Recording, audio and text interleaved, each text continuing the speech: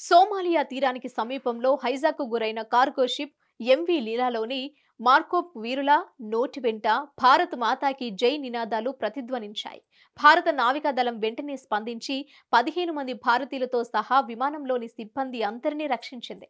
పరిస్థితిని అంచనా వేస్తూ ఐఎన్ఎస్ చెన్నై యుద్ధనౌక హైజాక్ చేయబడిన కార్గో నౌక వైపు తరలించబడింది. అలాగే MQ-9BC గార్డియన్, P-8I మరియు ఇంటిగ్రల్ హెలికాప్టర్ల ద్వారా ఎంవీ లీలా 5 మార్కోప్స్ వీరులు నిరంతర వైమానిక పరిశోధనను చేపట్టారు.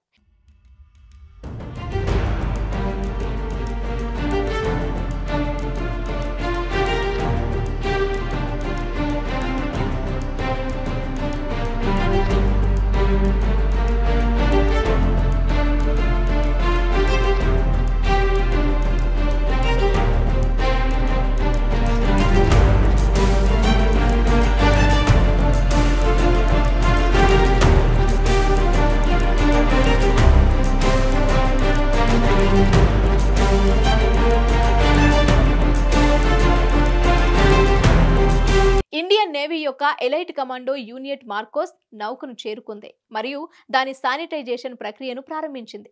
రక్షించబడిన సిబ్బంది త్వరగా సకాలంలో సహాయం చేసినందుకు భారత నావికాదళానికి ధన్యవాదాలు తెలిపారు. ఇండియన్ నేవీ మైరన్ కమాండోలు ఎంవీ లీలా నౌకను ఎక్కారు. ఎగువ డేక్లు, మెషినరీ కంపార్ట్మెంట్లు మరియు నివాస స్థలాలను క్షుణ్ణంగా తనిఖీ చేశారు. ఈ బృందం విమానంలో పైరేట్స్ ను కనుగొనలేదు. నౌకకు భారత నావికాదళ విమానం హెచ్చరికలు చేయడం, అంతేకాక యుద్ధ నౌక ద్వారా అడ్డగించడం బహుశా సముద్రపు దొంగలను రాత్రి వేళల్లో తప్పించుకునేలా చేసి ఉండవచ్చు. ఎంవీ లీలా నౌకలో నుండి మొత్తం 21 మంది సిబ్బంది రక్షించబడ్డారు మరియు సురక్షితంగా ఉన్నారు అని ఇండియన్ నేవీ అధికారులు తెలిపారు. ఎంవీ నౌకకు సంబంధించిన సిబ్బంది ప్రస్తుతం ప్రొపల్షన్, పవర్ సప్లై మరియు స్టీరింగ్ గేర్లను పునరుద్ధరించడంలో నిమగ్నమై ఉన్నారని ఇండియన్ నేవీ అధికారులు మరింత సమాచారం ఇచ్చారు. అరేబియా సముద్రం ప్రాంతంలో ఇటీవల వరుస దాడుల తర్వాత భారత నావికాదళం తన నిఘాను పెంచింది.